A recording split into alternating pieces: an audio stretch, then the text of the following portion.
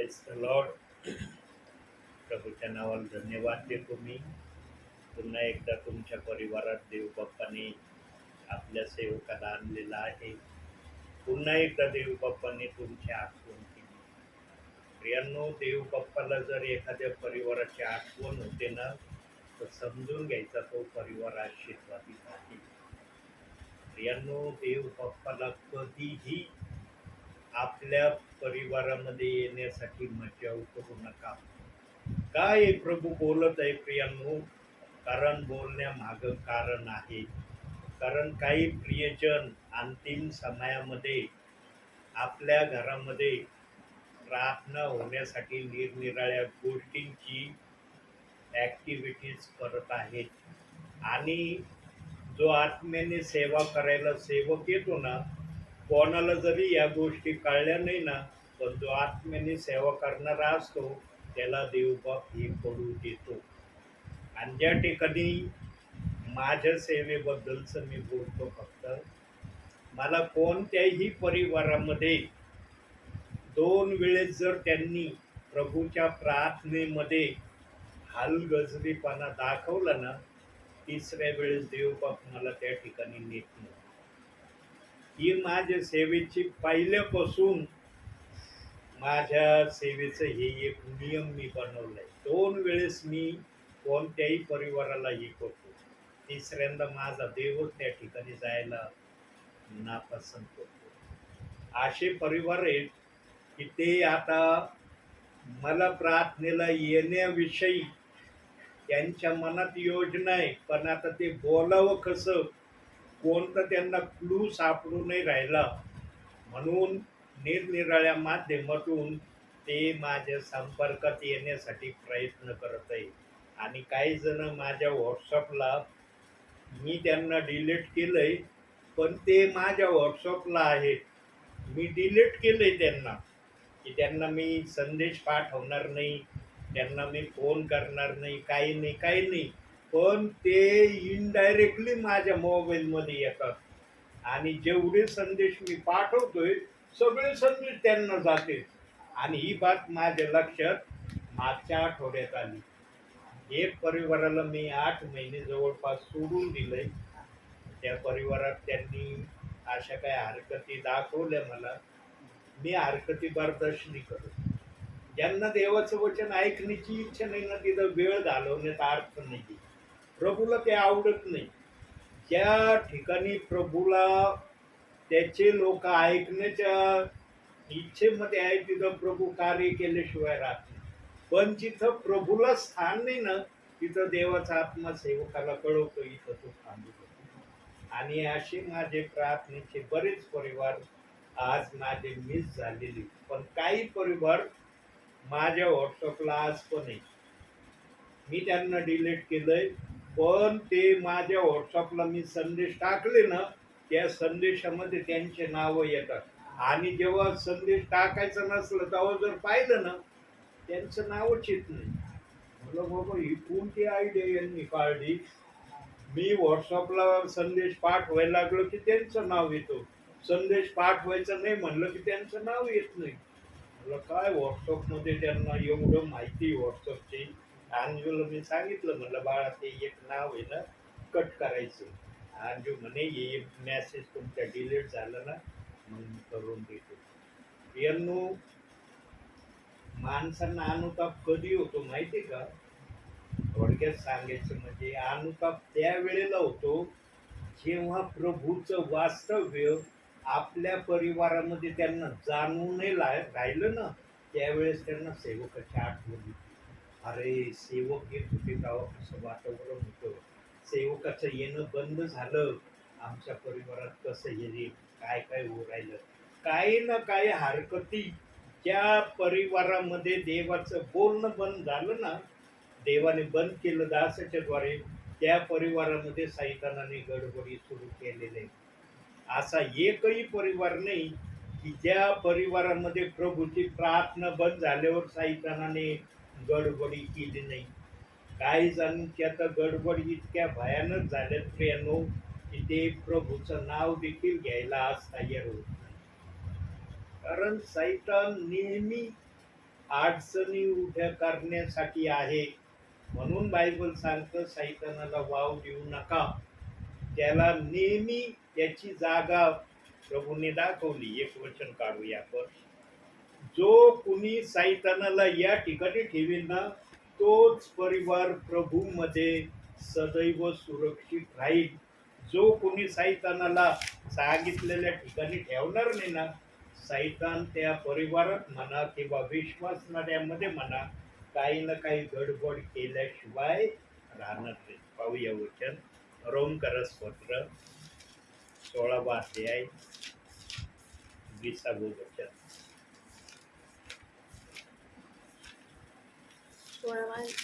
20वे वचन. शांतीचा देव सैतानाला तुमच्या पायाखाली लवकरच तुडवीन. आपल्या प्रभू येशू ख्रिस्ताची कृपा तुम्हासह असो. या ठिकाणी सैतानाला जो ठेवील ना तोच परिवार सदैव प्रभू मध्ये सुरक्षित राहील आणि त्या घरामध्ये त्या जागेमध्ये प्रभूचा आवाज सेवकाच्या द्वारे झाल्याशिवाय राहणार नाही. एका सेवकाचा आवाज त्या परिवारामध्ये झाल्याशिवाय राहणार नाही. पण जागा सैतानाची इथं ठेवणं महत्वाचं आहे. सैतान तिथं राहायला मागत नाही, सैतान इथं राहायला मागतो. तो म्हणतो मला तिथं नाही आवडत, मला इथं फार आवडतं. म्हणून सैतानाला जर आम्हाला आमच्या पायाखाली ठेवण्याची आम्ही जर आशा धरतो तर आम्हाला बायबल वाचणं गरजेचं आहे. बायबल वाचल्याप्रमाणे करणं गरजेचं आहे. एक का व्हायना वचन आम्ही जर वाचलं ना 24 तासामध्ये देव बाप्पाला समाधान होतं. प्रियांनो, एक वचनाने आमचा देव बाप समाधानी होतो. मग आम्ही एकापेक्षा अधिक वचन वाचले तर देव बाप किती समाधानी होईल याचा विचार तुम्हीच करा. म्हणून भक्तीची सुरुवात करण्या अगोदर आपण प्रार्थना करूया. एक विचार देव बाप्पाने माझ्या डोक्यात टाकला, तो विचार आपल्याला सांगितला. प्रार्थना करूया. सुनीताताई सुरुवातीच्या प्रार्थना करतील. अतिथोर सेनाधीश परमेश्वरा, तुझ्या नावाला उंचविते तो माझ्या परमेश्वरा. बापा तुला धन्यवाद देते माझ्या परमेश्वरा. बापा दिवसभर सांभाळलं म्हणून तुला धन्यवाद देते माझ्या परमेश्वरा. दिवसभर तू आमच्या बरोबर राहिला म्हणून तुला धन्यवाद देते माझ्या परमेश्वरा. बापा बापा तुझ्या दासाचं येणं सुखाचं केलं म्हणून बापा तुझ्या आभार कर माझ्या परमेश्वरा. बापा तू जे वचन सांगणार बापा तू ते आमच्यासाठी आशीर्वादित कर माझ्या परमेश्वरा. बापा आणि बापा आमच्यामध्ये माझ्या तुझ्या परमेश्वरा बापा त्या वचनाचं मार्गदर्शन व्हावं असं तू कार्य कर माझ्या परमेश्वरा. बापा तुझी दया सनातन आहे माझ्या तुझ्या परमेश्वरा. तू महान आहेस माझ्या तुझ्या परमेश्वरा. बापा तुझ्या आभार कर माझ्या परमेश्वरा. इथून पुढचा वेळ समोर मी तुझ्या हाती देते. ही लहान नम्र प्रार्थना येशूच्या नावात केली म्हणून आमेन. प्रियांनो, देवाने जर आपला कळवळा, देवाने आमच्यावरची प्रीती जर कमी केली ना प्रियांनो, या जगामध्ये आम्हाला कोणतंही स्थान राहणार नाही. देव बाप आपला कळवळा, आपली प्रीती आमच्यावरची कधीच कमी करत नाही. आम्ही जरी त्याच्या विरोधात गेलो ना, पण देव स्वतःच्या विरोधामध्ये कधीच जात नाही. त्याला स्वतःच्या विरोधात वागण्याची इच्छाच होत नाही. आम्ही देवाच्या इच्छेच्या विरोधात कधी कधी वागतो. एखादं संकट आलं किंवा राग आमच्या डोक्यात असला किंवा आणखी काही कारण जर आमच्यामध्ये असले ना, त्यावेळेस आम्ही फक्त देवाविरुद्ध काही पण करण्यासाठी माघार घेत नाही. ज्या हरकती आम्ही करतो ना प्रियांनो देवाविरुद्ध, देवाने जर निर्णय घेतला की मला पण माझ्या विश्वासणाऱ्यांबरोबर जे माझ्याशी नीट वागत नाही, माझ्या विरोधात चालतात, मी पण त्यांच्यासाठी तसाच वागन. सांगा प्रियांनो, आजच्या या जगामध्ये कोणता विश्वासणारा, कोणता सेवक म्हणू शकतो की मी माझ्या भावी जीवनामध्ये देवाविरुद्ध पाप करत नाही? सांगा, कोणाला म्हणता येईल का? सेवकाला म्हणता येणार नाही, विश्वासणाऱ्याला म्हणता येणार नाही. की मी देवाविरुद्ध पाप करत नाही म्हणून. आणि पाप तेव्हा होतं जेव्हा आम्ही देवाचं ऐकण्याचं नाकारतो. पाप होण्याला रस्ता कुठून मिळतो? जेव्हा आम्ही देवाच्या आज्ञेच्या बाहेर जायचा प्रयत्न करतो तेव्हा सैतानाला वाव मिळायला सुरुवात होते. देवाने जर आमच्या पापाप्रमाणे आमच्या बरोबर जर वागणं ठरवलं तर किती जण प्रभूच्या नावामध्ये आजच्या समयाला प्रभूमध्ये राहतील. यांनो, बोटावर मोजण्यासारखे, आपल्या हाताला बोट किती, असे बोटावर मोजण्यासारखे प्रियजन फक्त सापडू शकतील की ते प्रभू परमेश्वराच्या विरोधात पाप करत नसतील. आता बाकी बहुसंख्य जण काही ना काही पाप केल्याशिवाय प्रभूमध्ये राहत नसतील. बघा, वचन बघूया. देव बाप्पाने जर आमच्या पापाप्रमाणे आमच्याशी वागला असता तर काय परिणाम झाला असता? काढूया. स्तोत्र संहिता 77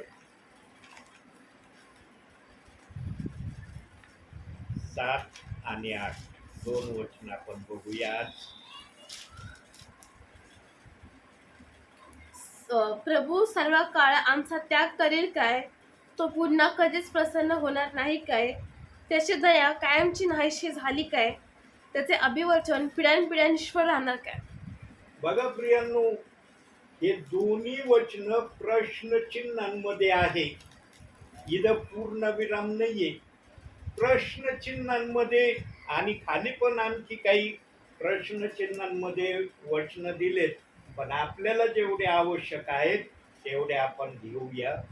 देवाने जर आमच्या त्रुटीप्रमाणे करण्याचं ठरवलं असतं तर आम्ही प्रभूमध्ये दिसलो नसतो. म्हणून प्रभूला किती राग येऊ, किती प्रभूच्या मनामध्ये आमच्याविषयी कुठल्याही प्रकारची शंका येऊ, प्रभू आम्हाला कधी त्यागीत नाही. प्रभू कधी आम्हाला आशीर्वादापासून दूर करत नाही. का का प्रभू परमेश्वर या गोष्टी आमच्या जीवनात करत नाही? कारण प्रभूने जर आमच्या विरोधात वागायला सुरुवात केली सैतानाला वाव मिळेल. आणि आमचा प्रभू कधीही सैतानाला वाव देत नाही. सैतानाला कुठली जागा देत नाही. म्हणून त्याने आम्हाला पण सांगितलंय की तुम्ही पण सैतानाला वाव देऊ नका. रागाच्या भरामध्ये त्या गोष्टी आम्ही करू नये ज्या सैतानाला मान्य असतात आणि ज्या गोष्टी देवाला नापसंत असतात. आणि बहुसंख्य विश्वासणारे, बहुसंख्य सेवक रागाच्या भरामध्ये कोणत्याही प्रकारचं पाप करायला कधीच घाबरत नाही. हे मी का बोलतोय वाक्य? कारण माझ्या जीवनावरून मी अनुभव घेतलाय. ख्रिस्ती जीवन ना अनुभव घेण्याचं जीवन नाही. आमच्या जवळ ख्रिस्तीपणाचा काही ना काही अनुभव असला पाहिजे. मग तो अनुभव कुठल्याही प्रकारचा असू द्या, शारीरिक जीवनाचा असू द्या, आत्मिक जीवनाचा असू द्या, पण आमच्या जवळ अनुभव असला पाहिजे. अनुभवातून जो येतो ना तोच प्रभूमध्ये टिकतो. जो अनुभवातून येत नाही ना त्याला समजत नाही ख्रिस्ती जीवन काय आहे. मग तो म्हणतो मी ठेवलाय ना विश्वास, प्रभू येईल मला घेऊन जाईल. यांनो, विश्वास जर ठेवल्यामुळं आमचं स्वर्गात जाणं जर होणार असतं तर मग हे बायबल द्यायची काय गरज होती का देव बाप्पाला? हे बायबल रात्रंदिवस वाचा, याचं मनन करा, याच्या सांगण्याप्रमाणे करा, हे म्हणण्याची देव बाप्पाला गरज होती का? का मोशेने यहोशूआला सांगितलं नियमशास्त्राचा ग्रंथ तुझ्या मुखामध्ये रात्रंदिवस राहू दे, याच्यात जे काही लिहिलंय त्याप्रमाणे तू कर? का म्हणला मोशे यहोशूआला? कारण देवाची आज्ञा आहे की माझे लोक माझ्या सांगण्याप्रमाणे माझ्या नावामध्ये चालावे. पण मनुष्य असा आहे की तो जेव्हा वाचनाकडे डोळे झाक करायला लागतो तेव्हा तो सैतानाला आपल्या जीवनामध्ये वाव दिल्याशिवाय राहत नाही. आणि सैतानाचा वाव पापाच्या माध्यमातून प्रगट होतो. जो कोणी देवाच्या विरोधात पाप करायला लागतो, जाणून बुजून समजून घ्यायचं, त्याने सैतानाला वाव द्यायला सुरुवात केली. यांनो, सैतानाला आम्ही आमच्या जीवनात कधी कधी वाव देतो, जाणून बुजून, प्रभू परमेश्वरा विरुद्ध वागून. तरी देवाचं वचन आलंय आमच्यासाठी की आमचा प्रभू आमचा त्याग करील काय? आमचा प्रभू कधीच त्याग करत नाही. तर खालील जरा वचन वाचूया आपण, अजून 5-6 वचन वाचा. 8-9 पासून साधारणतः 12 वचनापर्यंत वाचा. बघा तिथं काय म्हणतंय अजून. देवा कृपा करावयाची विसरला काय? त्याने क्रोधामुळे आपला कळवळा आवरून धरला काय? परस्पराचे सामर्थ्य खालावले आहे असे वाटून मला दुःख झाले. मी परमेश्वराचे महत्त्व कृत्य वर्णीन.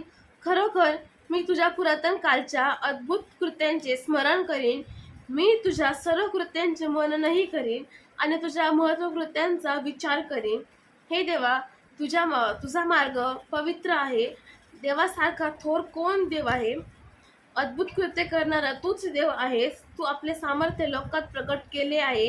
याकोब व योसेफ यांची संतती म्हणजे तुझे लोक, यांना तू आपल्या भुजाने मुक्त केले आहे. मुक्त केले आहे. जलांनी तुला पाहिले. हे देवा, जलांनी तुला पाहिले. ती भयाने कापीत झाली. जलाशयाने खळबळले. मेघांनी वर्षाव केला. आभाळ कडाडले. तुझे बाणही सुटले.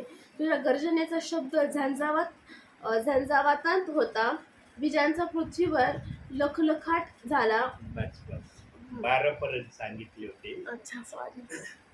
प्रियांनो, 12 पर्यंतच्या वचनामध्ये सांगितलंय की मनुष्याने देवाकडे येण्याची त्याने विचार करण्याचा प्रयत्न केलाय. जरी तो देवाविरुद्ध वागलाय तरी त्याने मनस्वी विचार करून ठरवलं की मी माझ्या देवाचं उपकार स्मरण करीन. मी माझ्या देवाच्या आज्ञेप्रमाणे वागण्याची तयारी पुनरुभी प्रभूला दाखवीन. प्रियांनो, आम्ही कोणत्याही स्थितीतून देवाकडे जर आलो ना, देव आमचं आगत स्वागत करायलाच आहे. आणि देव बाप्पाने ते प्रमाण नवीन करारामध्ये प्रगटही केलं. उधळ्या पुत्राने सगळी संपत्ती आयाशीमध्ये उडवून आला होता. भिकारीच्या स्वरूपाने तो मळके सळके कपडे घालून कित्येक दिवस आंघोळ त्यांनी केली किंवा नाही केली त्याचं वर्णन बायबल सांगत नाही. पण त्याच्या अंगावर जर मळके सळके कपडे होते तर ते कपडे बोलत होते की याने कित्येक दिवस आंघोळ केलेली नाही. आणि ज्या डुकरांना तो पाळीत होता त्या डुकराच्या शेंगा तो खात होता आणि त्या डुकरांमध्ये तो राहत होता. जे डुकराचा वास त्यांच्या शरीरात असतो त्या वासासहित तो आपल्या बापाकडे आलेला होता. बापाने विचार केला का, याच्या अंगाचा वास येतोय, मी याला मिठी कस काय मारू? काय लिहिलंय उधळ्या पुत्राच्या दाखल्यामध्ये? दुरूनच बापाने पाहिलं, अरे माझ्या मुलासारखा दिसतोय. आणि जेव्हा बापाला खात्री होती माझाच मुलगा येत आहे, बाप पळत गेला मुलाकड. मुलगा नाही आला पळत. मुलगा जड जड पावलाने आपल्या बापाकडे येत होता. पण बाप आनंदाच्या उत्साहाच्या भरामध्ये मुलाला कधी मिठी मारीन या अनुषंगाने मुलाकडे जात होता. बापाने विचार केला का जवळ घ्या, अरे वास येतोय तुझ्या अंगाचा, मला काहीतरी, कुठं तू राहिलास, विचित्र वास तुझ्या अंगातून येतोय. बापाने कोणताही विचार केला नाही. म्हणून प्रियांनो, आम्ही कोणत्याही परिस्थितीमध्ये देवाकडे आलो ना, देव आमचा स्वीकार केल्याशिवाय राहत नाही. पण आम्ही पण आमच्या जीवनामध्ये इतक्या खालच्या पातळीला देवामध्ये जाऊ नये जितक्या खालच्या पातळीला जाण्याची अमान्यता आम्हाला दाखवली आहे. आम्ही तेवढंच खालच्या पातळीचं जायचा प्रयत्न करावा. येतात जीवनामध्ये चढ उतार, कारण देव बाप्पाने जो शाप दिलेला आहे त्या शापामुळं मनुष्याच्या जीवनामध्ये चढ आणि उतार आल्याशिवाय राहत नाही. बघा, काही जण पूर्वी सुखात होते, ते काही प्रियजन आज दुःखात असतील. जे दुःखात होते ते आज सुखामध्ये असलेले आम्हाला दिसतात. आणि आम्ही ऐकतो पण वयोवृद्ध लोकांकडून, अरे पूर्वी फार गरीब होते बरं का, फार यांचे हालाकीचे दिवस होते, पण आज देव बाप्पांनी त्यांना आशीर्वाद दिला. देव बाप सुखातून आणि दुःखातून आपल्या लोकांना का जाऊ देतो? कारण आदामाच्या पापाचं स्मरण देव बाप्पाच्या मनामध्ये आजही आहे. आदामाच्या पापाला देव बाप विसरलेला नाही प्रियांनो, कारण तो देवा समान होता, देवाच्या स्वरूपाचा होता. देवामध्ये जे अस्तित्व होतं तेच अस्तित्व आदामामध्ये होतं, पण आदामाने हे सर्व अस्तित्व आज्ञाभंगाच्या पापाने घालवलं. म्हणून देव बाप्पांनी आदामाच्या पापाची आजपर्यंत आठवण ठेवली आणि आम्हाला जो शाप दिलाय तो शाप आहे ना, काय काय म्हणला आदामाला तो, जी भाकर तुला मिळत होती ना इथं बिना कामाची, आता नाही मिळणार, निराळ्याच्या घामाची भाकर तुला मिळेल. आज करतात ना मनुष्य काम, कोणतंही काम असू द्या, कसंही असू द्या, पण काम केल्याशिवाय त्याला भाकर मिळते का? एखादा व्यक्ती जर म्हणला मी कामच करणार नाही, त्याला मिळेल का भाकर? मिळणारच नाही प्रियांनो.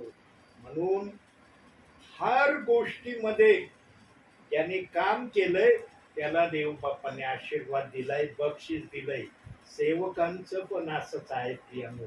ज्या सेवकांनी आत्म्याने आणि खरेपणाने दुःखातून सेवा केली, त्या सेवकांना देव बाप्पाने आजच्या समयामध्ये खूप आशीर्वादाने भरलेला आहे. प्रियांनो, झळा खाल्ल्याशिवाय फळाला आम्ही पाहू शकत नाही. झळा खाणं महत्वाचं आहे. आणि जो सेवक, जो विश्वासणारा प्रभूमध्ये झळा खातो ना प्रियांनो, तो आशीर्वादित झाल्याशिवाय देव बाप त्यांना ठेवीत नाही. देव कधी कोणाचं ऋण आपल्या डोक्यावर ठेवत नाही. त्याने कोणत्याच ऋणाला मनुष्याच्या आपल्या जवळ ठेवण्याचं नापसंत केलंय. त्या ऋणाचा भार तो लगेच उतरवतो. बघा, ऋणाचे 2 भार आपण बघूया. पहिलं बघूया, मलाकीचं पुस्तक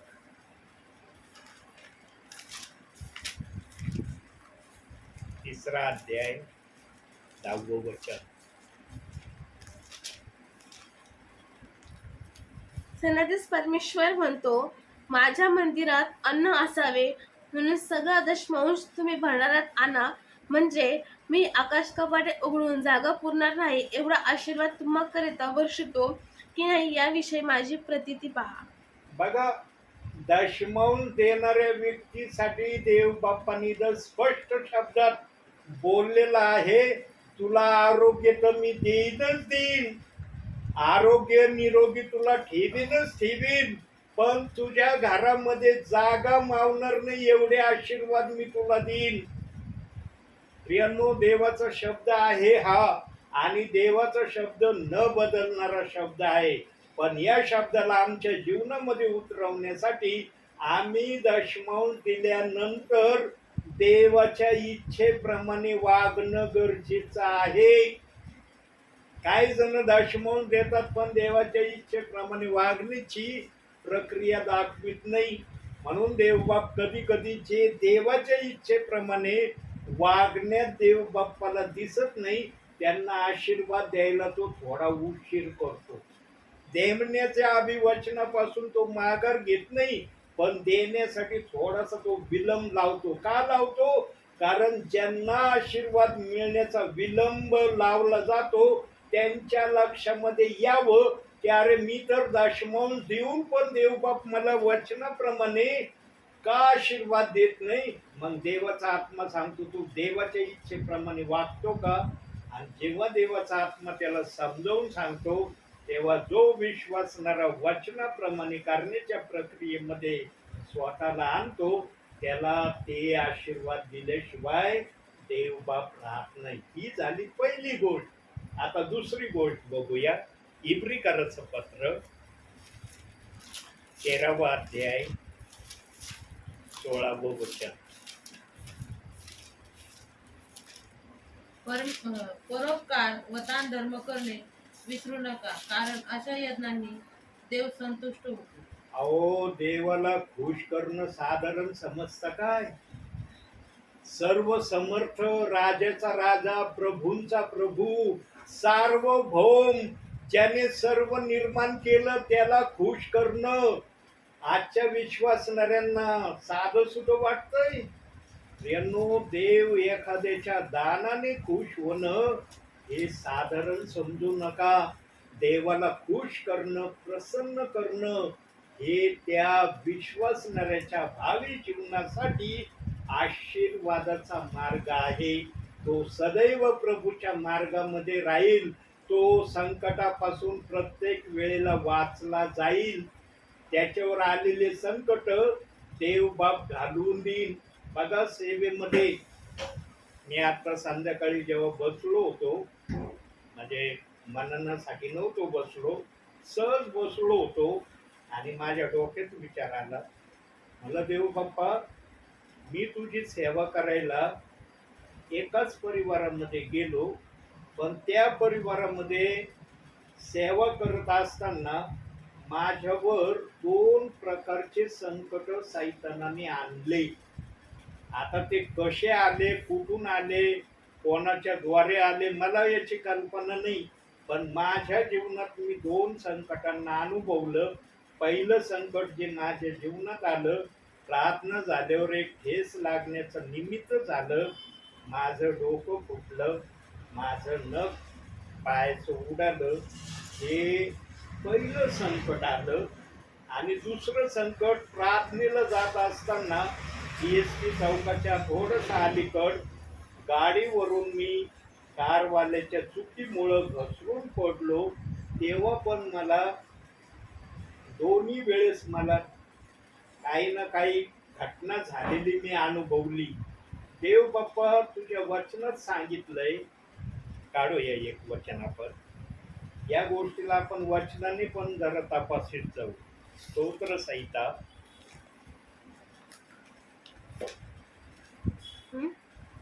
34:7.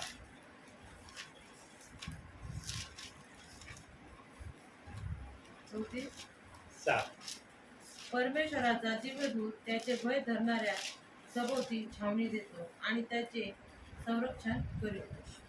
म्हणलं, देव बाप्पा, तुझ्या वचनात लिहिलंय की तू आपल्या विश्वासणाऱ्यांना अशा रीतीने सांभाळण्याची प्रक्रिया दाखवतो.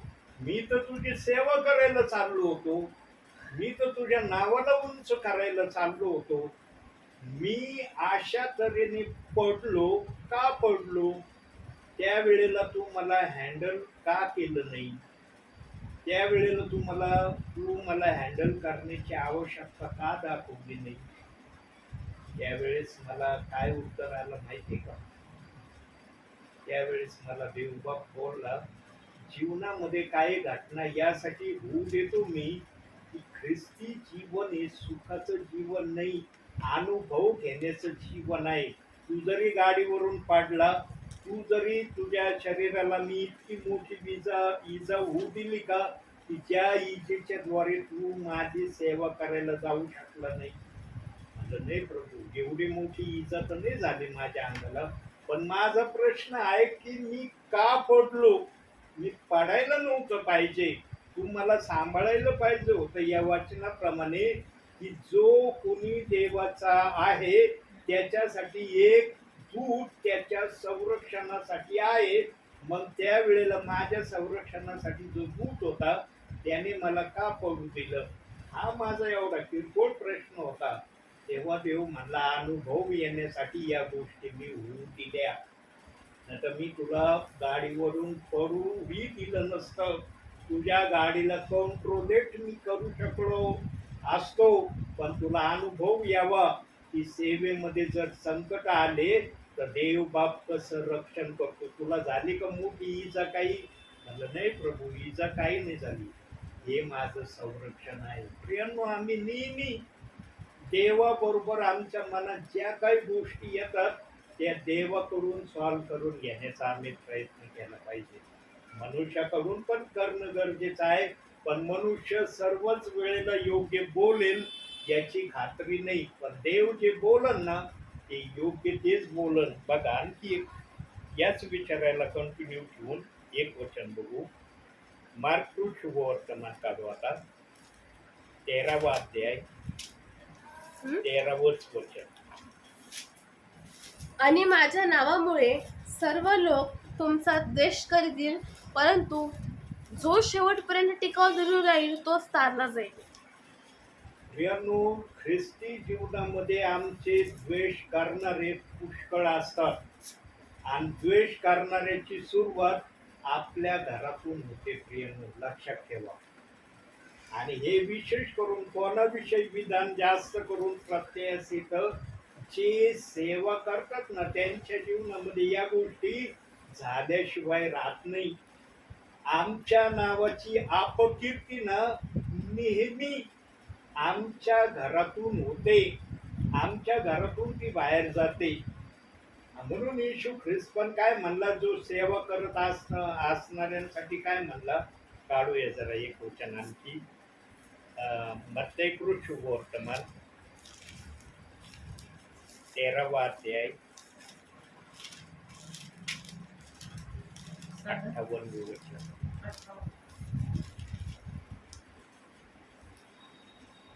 तेथे त्यांच्या नाही तेच आहे. नाही, ते नाही दाखवायचं मला, हा शब्द दाखवायचा. प्रभू म्हणला कोणताही सेवक आपल्या भागामध्ये सन्मान पावत नाही. याच अध्यायामध्ये लिहिलंय, पण ते रेफरन्स मला आठवण आहे, वचन रेफरन्स आठवणार.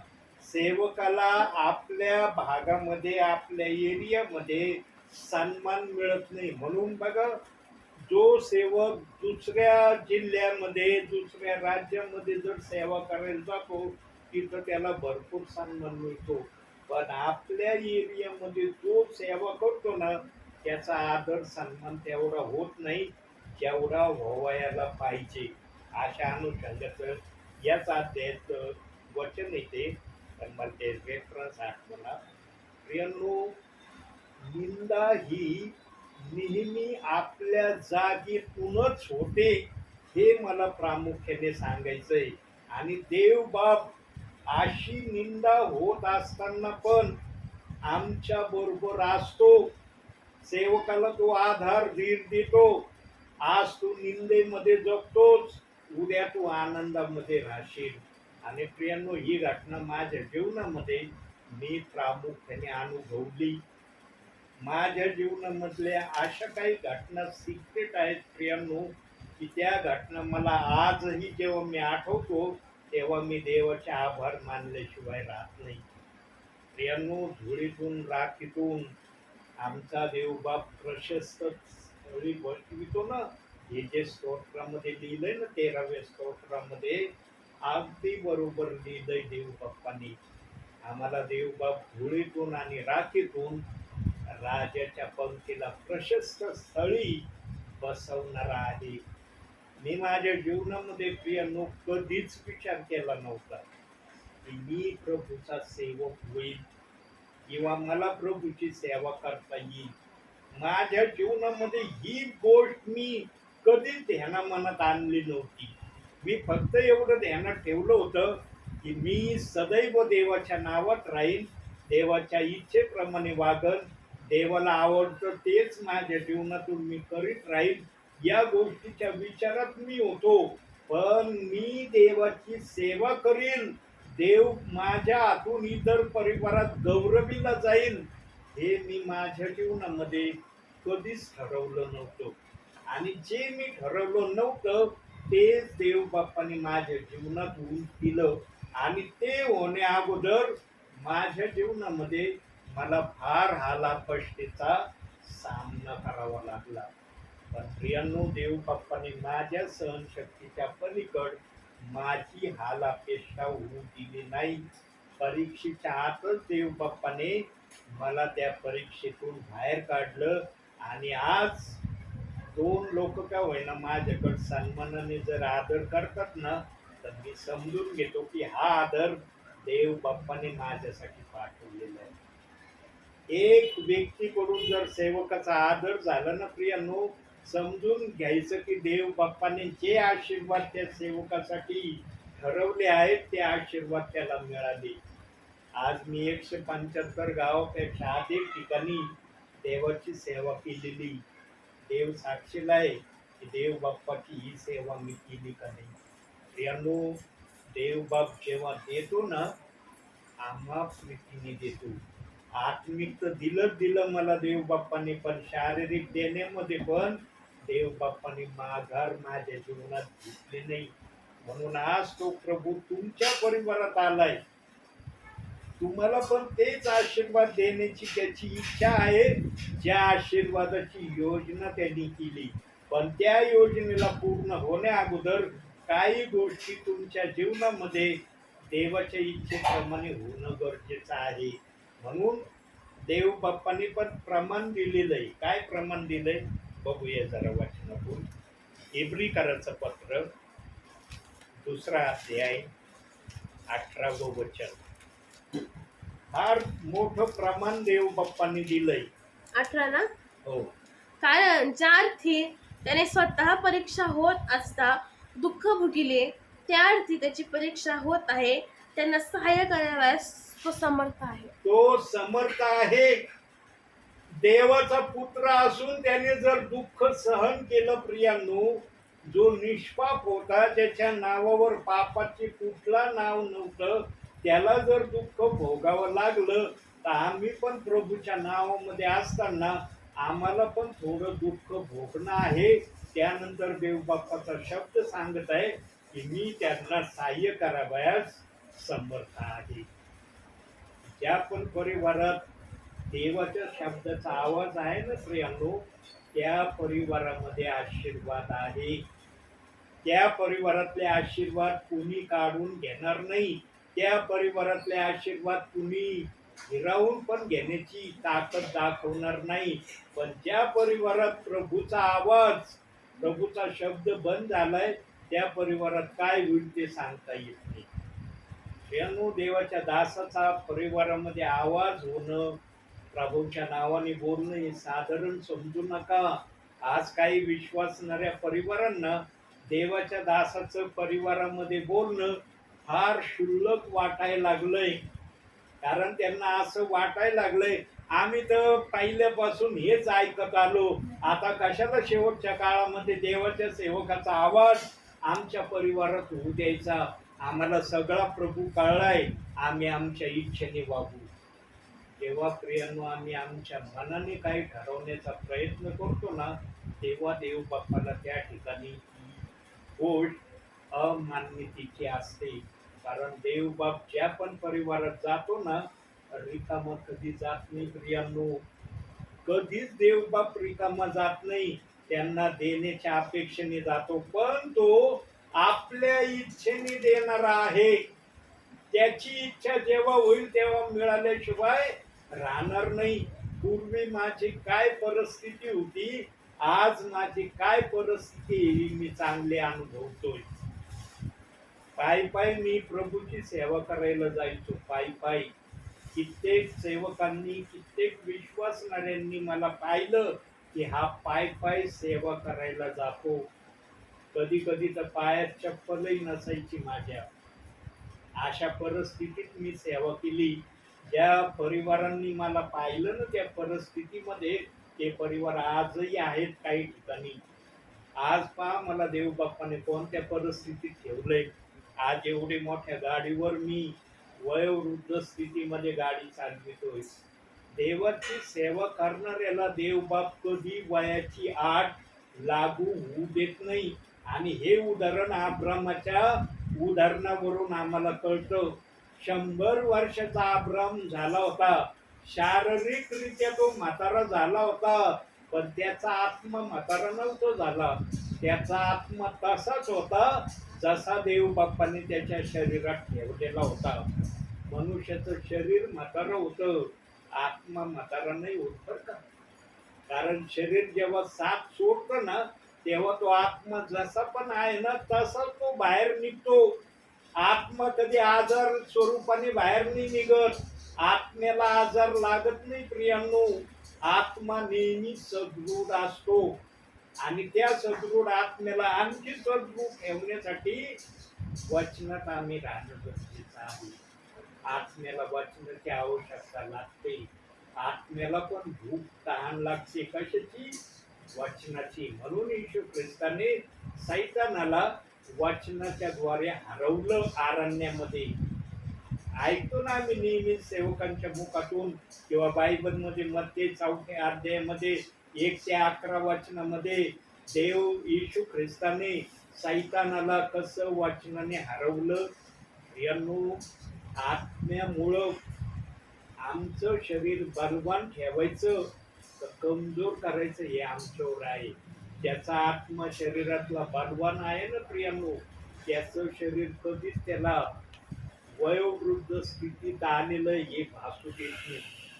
आजही प्रियांनो माझ्या शरीरात जेव्हा मी सेवेला बाहेर निघतो तेव्हा मला कधीच वाटत नाही की मी वयोवृद्ध स्थितीमध्ये चाललोय. मला असं वाटतं मी जसं यशाच्या पुस्तकात लिहिलंय ना बघूया वचन आपण प्रत्यक्षरित्या 40वा अध्याय यशायामध्ये लिहिलंय, स्तोत्रामध्ये लिहिलंय. यशाया 40 ना 29 ते 31 वचन वाचा. तो भागलेल्यास जोर देतो, निर्बलास विपुल बल देतो.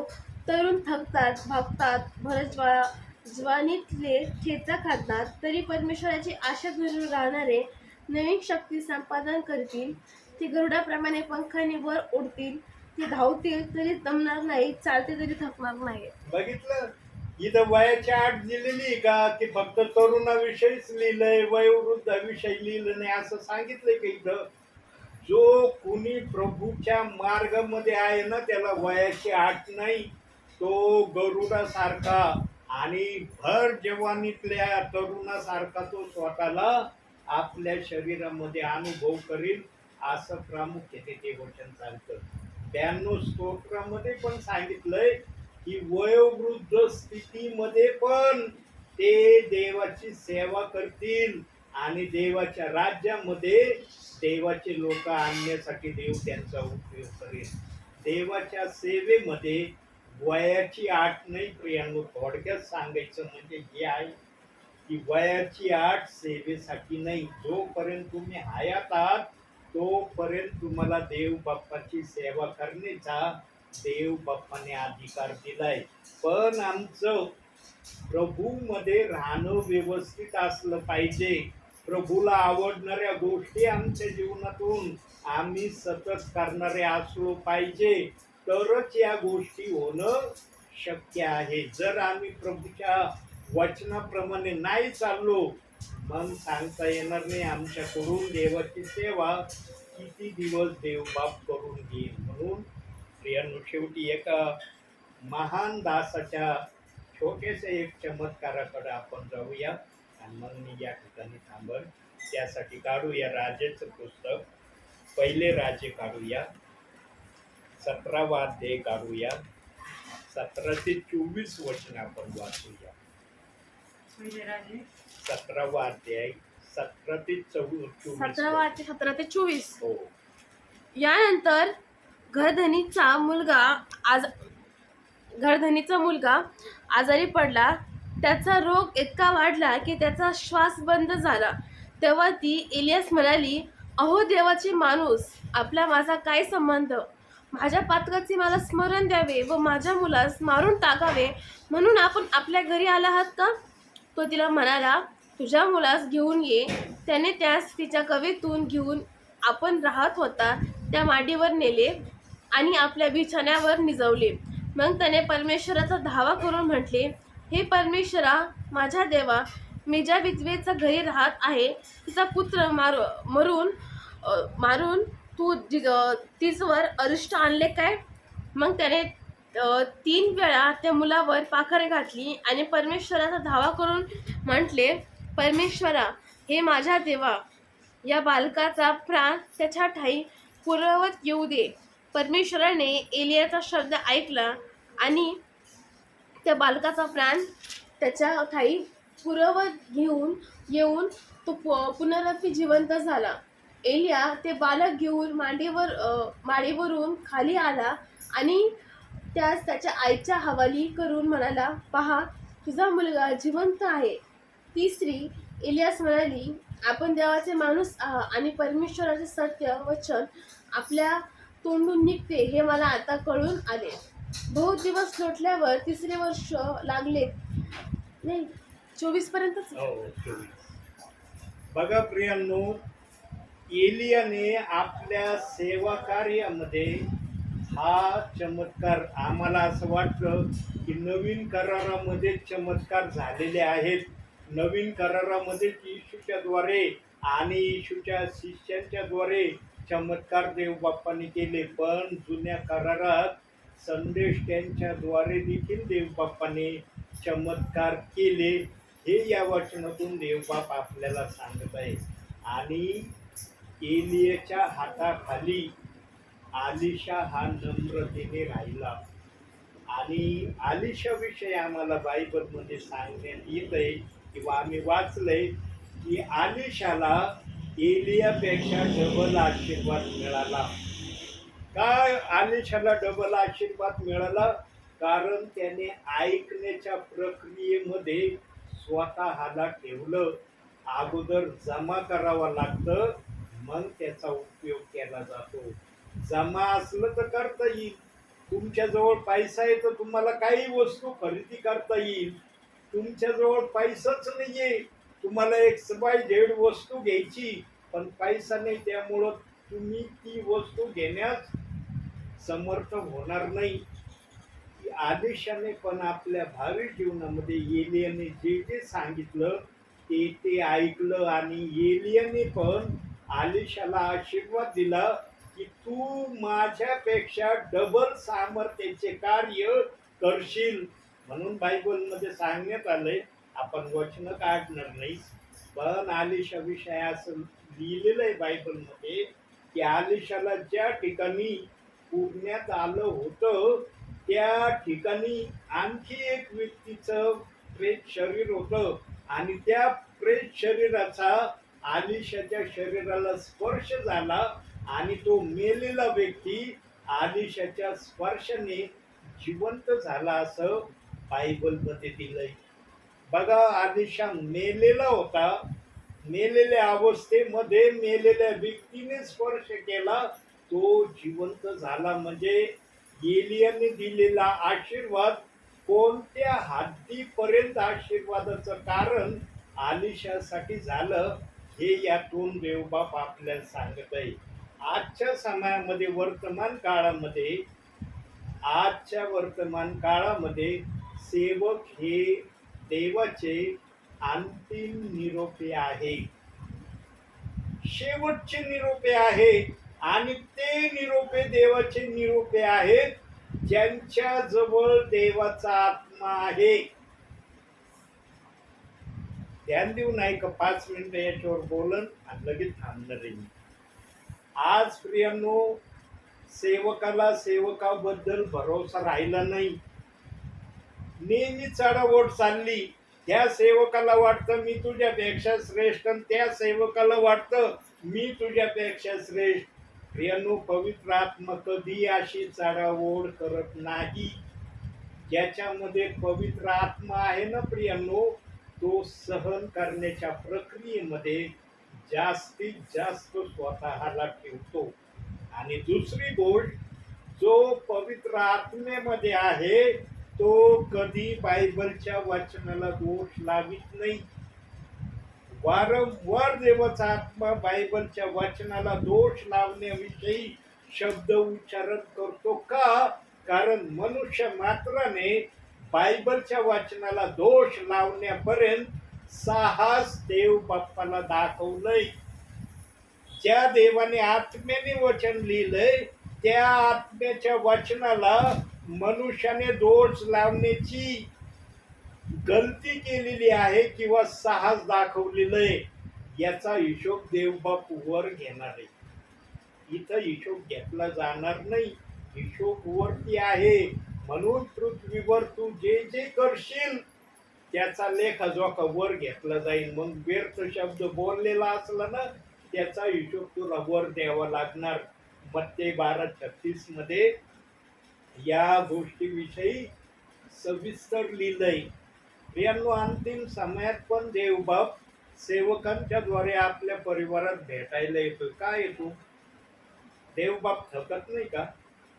देवबापाला विश्रांतीची गरज नाही लागत? आम्ही जसं थकलो की आम्हाला रात्रीच्या वेळेस 2 घंटे म्हणा, 3 घंटे म्हणा, कमीत कमी 4 घंटेची तर निद्रा आम्हाला आवश्यक आहे. हर व्यक्ती म्हणतो मला रात्रीची कमीत कमी 4 घंटे निद्रा भेटली ना माझं शरीर निद्रेने तृप्त झाला असं मी समजेल. आणि जो व्यक्ती 4 घंटे निद्रा घेत नाही ना प्रियांनो, त्याला दिवसा डुकल्या यायला सुरुवात होते. बघा तुम्ही हा अनुभव घेऊन बघा. जो व्यक्ती रात्री जागतो 1-1.5-2 घंटे झोपतो ना तो व्यक्ती दिवसाचा बघा त्याला बसल्या जागेवर डुकल्या यायला सुरुवात होते. देव बाप्पाला डुकली नाही येऊ शकत का? सांगा. देवबाप थकत नसन का? आज पृथ्वीच्या पाठीवर या समयाला कित्येक दासाच्या मुखातून, कित्येक दासीच्या मुखातून, कित्येक ब्रदरांच्या मुखातून या समयाला देव बाप्पाचा संदेश निरनिराळ्या ठिकाणी चालला असेल. याही ठिकाणी चाललाय. म्हणून आमचा देव बाप सार्वभौम आहे. तो सर्व ठिकाणी उपस्थित राहणारा आहे. आत्मा एकच आहे पण त्याची उपस्थिती पृथ्वीला व्यापून आहे. जिथं कुठं प्रभूचं कार्य चालतं तिथं आत्म्याचं कार्य चाललेलं आहे. आणि ज्या 120 अग्नीच्या जिभा पेंटिकॉस्टच्या दिवशी प्रभूने पाठवल्या वाऱ्याच्या सुसाट्यासारख्या, त्या अग्नीच्या जिभा आजही पृथ्वीवर आहेत. त्या परत स्वर्गात गेलेल्या नाही. काही जणांना हे माहीत आहे किंवा नाही माहिती मला माहित नाही, परंतु देव बाप्पाने त्या अग्नीच्या जिभा आजपर्यंत स्वर्गात घेतलेल्या नाही.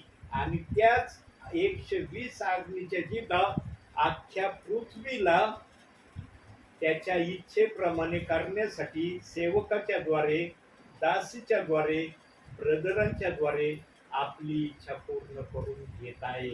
प्रियांनो, देवाचं अस्तित्व आम्ही कधी समजू शकत नाही.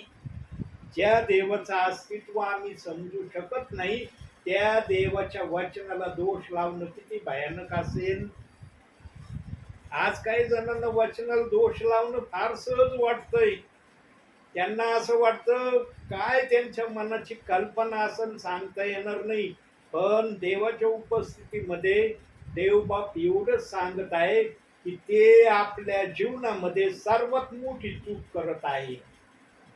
मनुष्याने सर्व करण्याकडे जाण्याचा प्रयत्न करावा. एक वचनाला दोष लावण्याची चूक करू नये आणि दुसरं देवाला सोडून देण्याची चूक करू नये. या 2 गोष्टी जर कोणाच्या जीवनामध्ये झाल्या ना त्यांच्यासाठी देव बाप्पाने न्याय ठरवलेला आहे. जो देवाला सोडून देतो तो ऑलरेडी देवाचं अस्तित्वच आपल्या जीवनातून काढून टाकल्यासारखं आहे. पण जो वचनाला दोष लावतो ना तो स्वर्गामध्ये येण्याला प्रतिबंध करण्यासारखं आहे. जेव्हा विश्वासणाऱ्यांना सेवकांना कळलं ना की वचनाला दोष लावणं हे स्वर्गात जाण्याला प्रतिबंधासारखं आहे, आणि जेव्हा देवाचा आत्मा त्यांना कळविल त्यावेळेस त्यांना समजेल की वचनाला दोष लावणं किती भयानक कृत्य मी करत आहे. प्रियांनो, काही जणांना देव बाप्पाने दर्शन देऊन या वचनाला दोष लावण्याच्या प्रक्रियेतून बाहेर काढलंय. आणि त्या प्रक्रियेमध्ये माझं पण नाव आहे. मी सुद्धा वचनाला दोष लावणारा होतो, पण माझ्यासारखा वचनाला दोष कुणीच लावला नसेल. प्रियांनो, अतिशय भयानकरित्या मी वचनाला दोष लावित होतो. मी तर दोषी होतच होतो, पण परिवार मी वचनाला दोष लावणारे बनवीत होतो. या नगरमध्ये नगरच्या बाहेर अनेक परिवारांना मी वचनाला दोष लावणार बनवलंय. आणि जेव्हा मी त्या दोषातून बाहेर निघलो आणि त्या परिवाराला मी स्वार्थ सांगायला गेलो, ते मला म्हणले, ब्रदर आम्हाला काय शिकवलं तुम्ही? हे वचन ऐकायचं नाही, हे वचन पाळायचं नाही, या वचनवाल्याला दरवाजात उभं करायचं नाही. आज हेच वचन सांगायला आमच्याकडे आलात. आम्हाला जे पहिलं तुम्ही सांगितलं ते मान्य, आज तुम्ही जे सांगायला आलात ते आम्हाला मान्य नाही. माझ्या जीवनात घडलंय प्रियांनो. प्रभूच्या उपस्थितीमध्ये मी बोलत आहे, प्रभूचा आत्मा मला बोल म्हणतोय म्हणून मी सांगत आहे. म्हणून वचनात सांगितलं, जो आपले दोष झाकीतो त्याचं कधी बरं होत नाही. जो आपले दोष कबूल करून सोडून देतो त्याच्यावर दया होती. मी माझ्या जीवनात काय केलं माहितीये का तुम्हाला? प्रभू मध्ये राहून मी इतकं वाईट कृत्य केलं आणि देवाने मला एक संधी दिली आणि एक वचन दाखवलं. आता 2 मिनिटं बोलतो, थांबतो. प्रगटीकरण 2 अध्याय 5वं वचन. हे वचन देव बाप्पाने मला दाखवलं.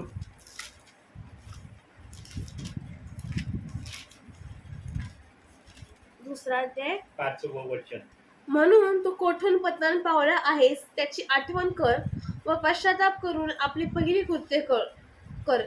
तू पश्चाताप केला नाहीस तर मी तुझ्याकडे येईन आणि तुझी समयी तुझ्या ठिकाणावरून काढून टाकेन. प्रियांनो, वचनाला दोष लावण्याची प्रक्रिया मनुष्यामध्ये कधी येते माहिती का? एक तर कोणाच्या सांगण्याने येते, किंवा आपल्याला वचन जर वाचत असताना आपल्या मनात जर शंका आली, अरे हे वचन इथं असं आहे, इथं पण लिहिलंय, मग याला धरायचं की याला धरायचं? या 2 कारणामुळेच मनुष्य वचनाला दोष लावण्याच्या प्रक्रियेमध्ये जातो.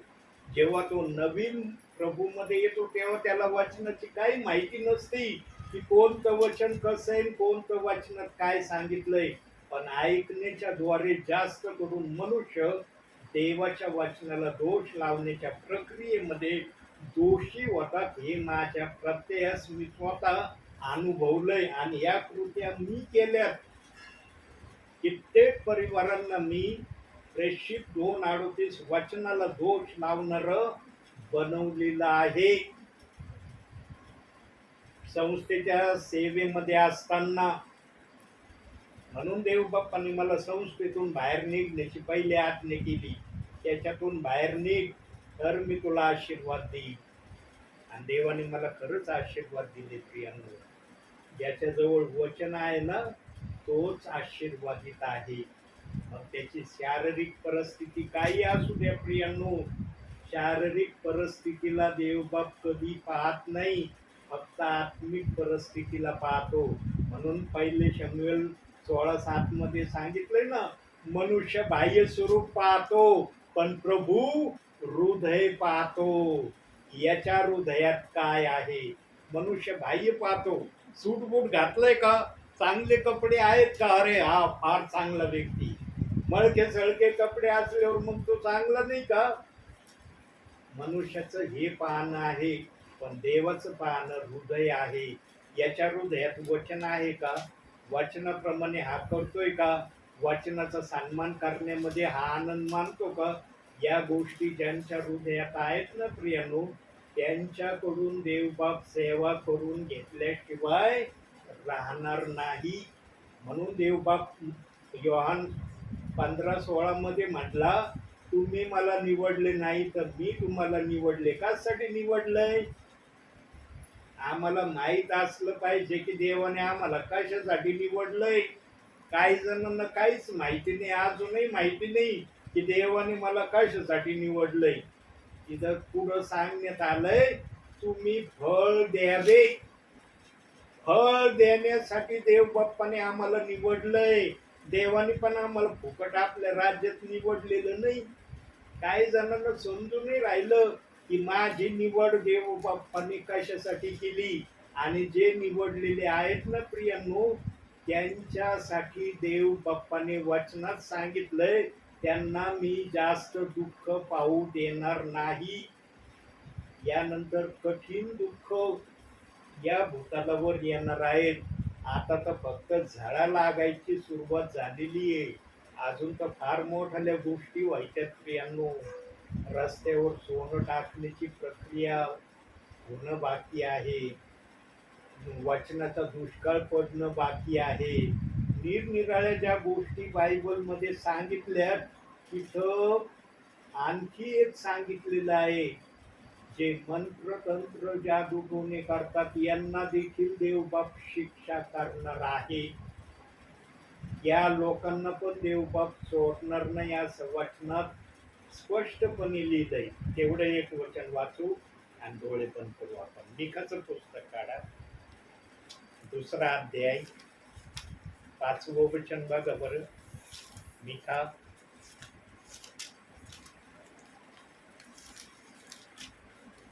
शेवटचं वचन तेवढं बघू. 2रा अध्याय 5वं वचन,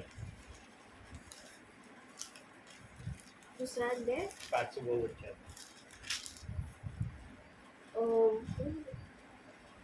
ह्यामुळे चिठी टाकून सूत्राने जमीन मापण्यास परमेश्वराच्या मंडळीत तुसमध्ये कोणी राहा. थांबा, बघू. मिकामध्येच आहे. एक मिनिट तेवढं शब्द दाखवतो. हा, 5वा अध्याय करा, हं? क्षमा करा, 12वं वचन. तुझ्या हातची चटके मी नष्ट करीन, तुझमध्ये मांत्रिक उरणार नाहीत. बघितलं, ही एक घटना देवबाप करणार आहे. आज काही आपण प्रभू मध्ये आहोत प्रियांनो, खऱ्याला मरण नसतं बरं का. खरं खरं असतं, खरं प्रगट होतं, ते लपत नाही. आज जरी आम्ही प्रभू मध्ये आहोत ना प्रियांनो, काही जणांना या गोष्टीची भय आहे बरं का. आज पण काही जण बोलून दाखवतात, काही जण बोलून दाखवित नाही. भय त्यांना असतं प्रियांनो ज्यांच्यामध्ये आत्मा अंदर बाहेर कार्य करत असतो. ज्याच्यामध्ये आत्मा स्थिरावलेला असतो ना, त्याला या गोष्टीचं भय वाटत नाही. पण देव बाप्पाने याही लोकांना अंतिम समयामध्ये न सोडण्याचं ठरवलंय. कारण तुझ्यामध्ये मांत्रिक उरणार नाही. उरणार नाही म्हणजे कुठं जाणार आहे ते? प्रभू हिशोब घेणार आहे त्यांचा. बघा, मांत्रिक लोक कधी विचार न करतात का की मी कोणासाठी काय करायला निघालो, तो परिवार कसा आहे? करतात का विचार न ते? त्यांना फक्त त्यांच्या गोष्टीचा मतलब असतो. एवढी गोष्ट त्यांची मिळाली, त्यांना बाकीच्या गोष्टीचं काय आहे का? म्हणून प्रियांनो, देवबाप अशा लोकांचा हिशोब अंतिम समयामध्ये घेणार आहे. त्या हिशोबापर्यंत आम्ही या जगामध्ये राहणार नाही असं वचन बायबलमध्ये आमच्यासाठी दिलंय. आपण ते वचन पाहणार नाही. मत्ते 24 अध्याय 22 वचनात सांगितलंय, देवाने आमचे दिवस या पृथ्वीवर कमी केलेत आणि निवडलेले प्रियजन वेळेच्या अगोदर उचलले जाणार आहेत. ज्याला आजचे सेवक रॅप्चर म्हणून शब्द निरनिराळ्या ठिकाणी सांगत आहे. रॅप्चर मध्ये तेच जाणार आहेत प्रियांनो, ज्यांनी देवाच्या इच्छा पूर्ण केल्या. आणि देवाची इच्छा सर्वात मोठी प्रथम काय आहे? माझ्या बायबलच्या कोणत्याही शब्दाला, कोणत्याही वचनाला विश्वासणाऱ्याने दोष लावू नये. सर्वात मोठी इच्छा देवबाप्पाची ही आहे. आणि जो कोणी स्वतःला म्हणू शकतो प्रभूच्या उपस्थितीत, खरोखर मी देवाच्या वाचनाला दोष लावित नाही, दोष लावणारा होतो, पण त्या दोषातून मी बाहेर निघलो, त्यांचा बचाव केला जाईल. आणि त्याचं प्रमाण आहे पेत्र. 3 वेळेस प्रभूला नाकारून पश्चातापे अंतःकरणाने प्रभूकडे गेला. स्वर्गाची राज्याची किल्ली पेत्राला देण्यात आली. म्हणून जो पश्चातापरूपी अंतःकरणाने कोणत्याही बापाविषयी देव बाप्पा समोर येतो, त्याला देवबाप क्षमा केल्याशिवाय राहत नाही. ही देवबापाची ओळख आहे. म्हणून या ओळखीमध्ये आपण सदैव दिसावं. म्हणून अंतिम समयात देवाच्या दासांना प्रभू आज परिवारात पाठवित आहे. कशासाठी? की तुम्ही जर वचनाला कोणत्या दोष लावित असताल तर ते दोष लावणं तुम्ही बंद करा. जो परिवार, जो विश्वासणारा देवाच्या वचनाला दोष लावण्यापासून स्वतःला माघार घेऊन पश्चाताप करून क्षमा मागून देवाच्या राज्यात चालण्याची तयारी दाखवील, त्याला या पृथ्वीवरूनच देवबाप आश्वासनाचा शब्द देऊन सांगन, तुझं जाणं स्वर्गामध्ये निश्चित आहे. आणि स्वर्गाच्या दरवाज्यावर जो उभा आहे तो आगत स्वागत करून त्याला आतमध्ये पाठवणार आहे. पण ज्याने पृथ्वीवर देवाच्या सांगण्याप्रमाणे केलं नाही त्याला पेत्र आतमध्ये जाऊ देणार नाही. बाहेर थांबवेन, बाहेर थांबा. प्रभू आल्यावर प्रभू तुम्हाला काही विचारेल, प्रभूंनी मला आज्ञा दिल्यावर तुम्हाला मी आत सोडीन. हे आहे देवबाप्पाचे पवित्र शास्त्राचा सर्वात मोठा हेतू आणि उद्देश. आणि हा हेतू आणि उद्देश ज्याला देवबाप कळवतो ना त्याच्या मुखातून देवबाप सांगितल्याशिवाय राहत नाही. म्हणून खरं ते खरं आहे, खोटं ते खोटं आहे. म्हणून एक म्हण आहे, खरं कधी लपत नाही, खरं कधी खोटं बोलत नाही आणि खरं प्रगट झाल्याशिवाय राहत नाही. धन्य तुमचे कान आहेत प्रियांनो की तुम्हाला हे ऐकण्याची देवबाप संधी देत आहे. या संधीला वाया जाऊ देऊ नका प्रियांनो. या संधीचा जेवढा फायदा उचलता येईल तेवढा फायदा उचला. इथं जरी झाडा लागले ना घाबरू नका, वर तुमच्यासाठी आशीर्वाद वाट बघत आहे. इथं झळ खाण्यासाठीच आम्ही आहे. म्हणून प्रभू म्हणला जगामध्ये तुम्हाला क्लेश होतील. म्हणला का नाही? ते क्लेश कशाही प्रकारचे असू शकतात. क्लेशाला रस्ता नसतो, क्लेशाला मार्गही नसतो प्रियांनो. म्हणून आम्ही प्रभूमध्ये असताना कोणत्याही परिस्थितीत जरी असलो फक्त प्रभू आमच्या बरोबर आहे हे धरून चालणं आणि प्रभूला आम्ही नाराज करणार नाही ही मनामध्ये इच्छा धरून जो प्रभूमध्ये चालेल त्याचंच प्रभूमध्ये चालणं सदैव यशस्वी होणार आहे. म्हणून आजच्या या छोट्याशा संदेशातून देवबाप तुम्हाला आणि मला भरपूर आणि भरपूर आशीर्वाद देऊ. आमेन. डोळे बंद करा. कुणी डोळे उघडायचे नाही प्रियांनो. डोळे बंद केल्यानंतर काही सेकंद आपण शांत राहू, मग आपण प्रार्थना करूया.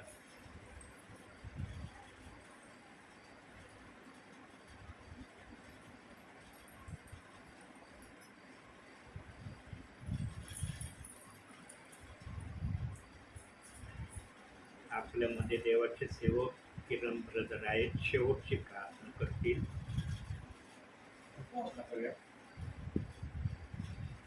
पवित्र पवित्र पवित्र पवित्र विश्वाच्या निर्माता प्रभू, मान महिमा गौरव आदर सन्मान देतो प्रभू. महान आहेस तू, कृपाळू आहेस प्रभू. प्रत्येकाची काळजी तू वाहतोस. आणि परमेश्वरा या वाईट दिवसांमध्ये तुझ्या वचनाची पेरणी प्रभू आमच्या अंतकरणामध्ये करतो. त्या सर्व दयेबद्दल प्रभू तुझे आभार, तुझे उपकार मानतो. देवा त्याच वचनाप्रमाणे प्रभू आज तू सांगितल्याप्रमाणे की परमेश्वरा वचनाचा तुटवडा होणार आहे. पण देवा आम्हा प्रत्येकाला तू असं लायक आणि पात्र बनव की तुझं पवित्र वचन प्रभू आम्ही आमच्या अंतकरणामध्ये घ्यावं, जेणेकरून प्रभू पुढील वाईट दिवसांमध्ये प्रभू आम्हाला तुझी त्याचा फायदा व्हावा अशी कृपा आम्हा प्रत्येकावर कर. म्हणूनच परमेश्वरा तुझे सेवक इतरत्र ठिकाणी तुझे वचन पेरत आहेत प्रभू, यांच्यावर तुझी कृपा आहे प्रभू. आणि आज जगभरामध्ये परमेश्वरा तुझ्या सेवेची पेरणी, तुझ्या वचनाची पेरणी होत असताना परमेश्वरा प्रत्येकावर प्रभू तुझी महान अशी कृपा आहे प्रभू. या सर्व गोष्टीबद्दल तुझ्या आभार उपकार मानतो प्रभू. आजचं सुंदरसं वचन आमच्या कानी तू पाडलंस. खरोखर प्रभू, या वाईट दिवसांमध्ये आम्ही चालत असताना प्रभू आमची काळजी तू घेतोस प्रभू. या सर्व गोष्टीबद्दल मी तुझे आभार मानतो परमेश्वरा. आजचं सुंदरसं वचन हे आम्ही असं सोडून न जाता परमेश्वरा, या वचनाप्रमाणे परमेश्वरा आम्ही मनन करावं. या वचनाप्रमाणे आम्ही चालावं, वागावं, बोलावं प्रभू. अशी कृपा आम्हा प्रत्येकाला प्रदान कर. कारण देवा, आम्ही अज्ञान आहोत, आम्हाला कुठल्याही गोष्टीचं ज्ञान नाही प्रभू. म्हणून परमेश्वरा, आम्हा प्रत्येकाला तुझ्या ज्ञानाने भर, अशी तुला मी विशेष मागणी करतो, प्रार्थना करतो देवा. आज परमेश्वरा तुझे सेवक आलेला असताना परमेश्वरा त्यांच्या मुखातून आमची भेट घेतलीस प्रभू. प्रार्थना करतो परमेश्वरा त्यांच्यासाठी, त्यांच्या परिवारासाठी, विशेष करून प्रभू त्यांच्या आईसाठी तुला विशेष प्रार्थना करतो महादेवा. वयोवृद्ध आहेत परमेश्वरा, त्यांची तू काळजी आतापर्यंत घेत आहेस प्रभू, त्याबद्दल धन्यवाद. इथून पुढे प्रभू त्यांची तू काळजी घे, त्यांच्या संगती सोबतीने राहा प्रभू. तुझे सेवक इतरत्र वचन पेरत असताना, जात येत असताना प्रभू, प्रत्येक ठिकाणचं जाणं येणं तू आशीर्वादाचं कर. तुझ्या वचनातून परमेश्वरा ते बोलत असताना परमेश्वरा त्यांच्या मुखाद्वारे तू बोल, अशी तुला विशेष प्रार्थना करतो. सर्व वाईट गोष्टीपासून, धोक्या अपघात संकटापासून त्यांचं रक्षण कर. आणि परमेश्वरा तुझ्या नावाचा गौरव त्यांच्या परिवाराद्वारे, त्यांच्याद्वारे होऊ दे, अशी तुला विशेष प्रार्थना करतो प्रभू. आज मी माझं कुटुंब परमेश्वरा, आम्ही सर्वजण तुझ्या चरणाशी समर्पित होत असताना प्रभू, आम्हा प्रत्येकाची काळजी घे. वाईट दिवसांमध्ये प्रभू आम्ही प्रत्येक जण परमेश्वरा तुला नम्र होत असताना आम्हा प्रत्येकाची काळजी घे. तुझ्या वचनाची पूर्तता आम्हाला तू कर, अशी तुला विशेष प्रार्थना करतो परमेश्वरा. उर्वरित सर्व वेळ समय प्रभू मी तुझ्या रक्षणे हाती सोपून ही लहान प्रार्थना आमचा धन्यवाद आहे प्रभू. श्री ख्रिस्ताचे द्वारे मागतो. आमेन. हे आमच्या स्वर्गातील बापा, तुझे नाम पवित्र मानले जाऊ, तुझे राज्य येऊ, जसे स्वर्गात तसेच पृथ्वीवर येऊ. तुझ्या इच्छेप्रमाणे हो. तुझी रोजची भाकर आज आम्हाला दे, आणि जसे आम्ही आमच्या ऋणासून सोडले आहे तसेच तू आमच्या ऋणे आम्हाला सोडव, आणि आम्हाला परीक्षेत आणू नकोस, तर आम्हाला वाईटापासून सोडव. कारण की राज्य, सामर्थ्य आणि गौरव ही सर्व काळ तुझीच आहे. आमेन. आमेन. प्रभु यीशु रक्त की जय.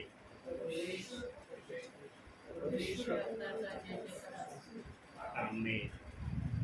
धन्य यीशु नाम, धन्य यीशु नाम, धन्य यीशु नाम सर्वकाळ. धन्य यीशु नाम, धन्य यीशु नाम, धन्य यीशु नाम सर्वकाळ.